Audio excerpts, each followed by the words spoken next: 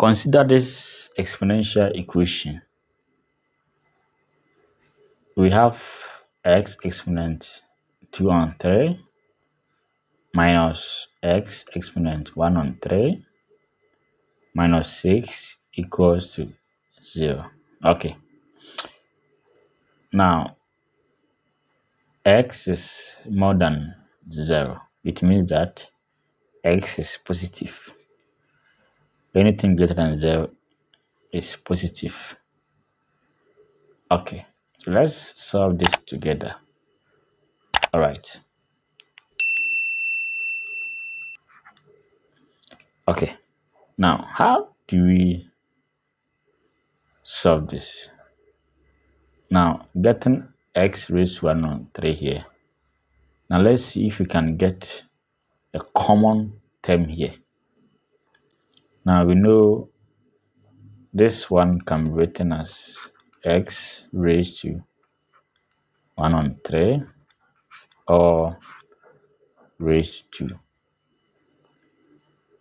minus x raised to 1 on 3 minus 6 equal to 0. Now the idea here is to get a common term here. Okay, so we have x raised to 1 on 3 in common here. All right, let's represent it by a variable. So let y be x raised to 1 on 3. So we have, let's substitute y squared minus y minus 6 equals to 0.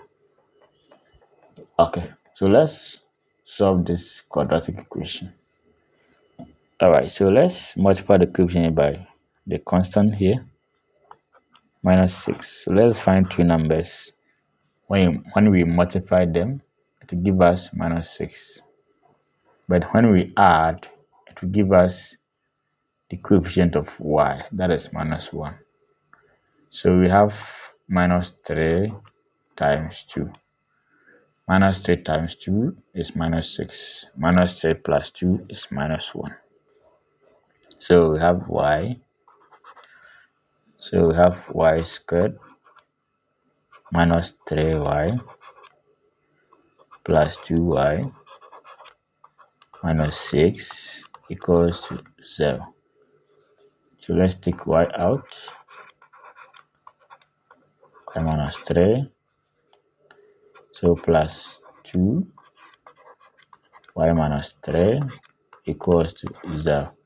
So this one will give us this. Okay. So let's take the common term here.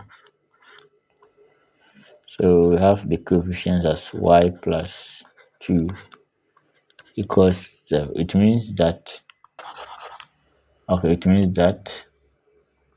y minus 3 equals 0, or y plus 2 equals 0. Okay, so y equals to 3 or y equals to minus 2. Okay, now let's take the first value of y. So when y is 3, x raised to half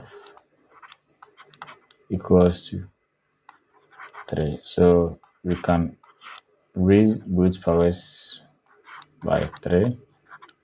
So this one will cancel this. So x is 27. Okay. Remember, when you raise this one by 3, you still get negative. But there is a condition here which says x must be greater than 0. Okay, let's find that. We have x raised to goes to minus 2. So when you raise both sides by that, we have x equals to minus 8. So since x must be greater than 0, our answer must be positive. All right, so our answer is 27. Okay,